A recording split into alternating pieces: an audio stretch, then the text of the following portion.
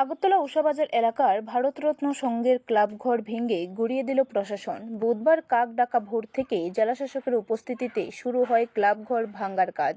10 দিন আগে তদন্তে নেমে বিভিন্ন ক্লু পেয়ে সদর মহকুমা শাসকের পক্ষ থেকে একটি নোটিশ জারি করে ক্লাবঘরটির উচ্ছেদ করার জন্য নির্দেশ দিয়েছিলেন।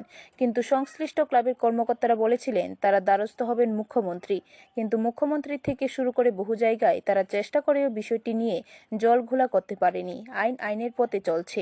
এই বিষয়ে পশ্চিম ত্রিপুরা জেলাশাসক ডক্টর বিশাল কুমার জানিয়েছেন, যতদিন ক্লাবটি সামাজিক কাজে জড়িত ছিল ততদিন ক্লাবটি খাস জমিতে গড়ে তোলার বিষয়টি গুরুত্ব দেয়নি প্রশাসন।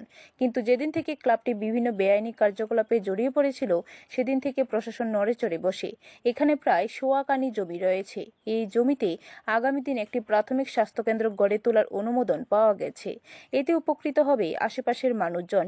জেলাশাসক আরও জানিয়েছেন, যারা অপরাধমূলক কার্যকলাপে জড়িত তাদের বিরুদ্ধে আগামী দিন কী ব্যবস্থা নেওয়া যায় সেদিকটাও দেখা যাচ্ছে।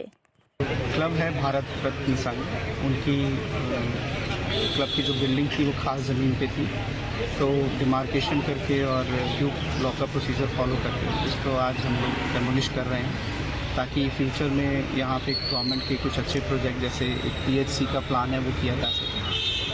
साथ ही साथ सरकार की तरफ से एक तरह का मैसेज भी इसके थ्रू हम देना चाहते हैं कि अगर कोई भी ऑर्गेनाइजेशन या कोई भी आदमी क्रिमिनल एक्टिविटीज़ या इस तरह की एक्टिविटीज़ में एलिजिबली इन्वॉल्व रहता है, जैसे लैंड माफियागिरी, स्मगलिंग अथवा टेंडर नेगोशिएशन, तो उनके खिलाफ सरकार उक्त कार्रवाई करेगी, सख्त से सख्त कार्रवाई करेगी। ये त्रिपुरा सरकार की ज़ीरो टॉलरेंस टू क्राइम की पॉलिसी के अनुरूप ही किया जा रहा है। ब्यूरो रिपोर्ट, खबर त्रिपुरा।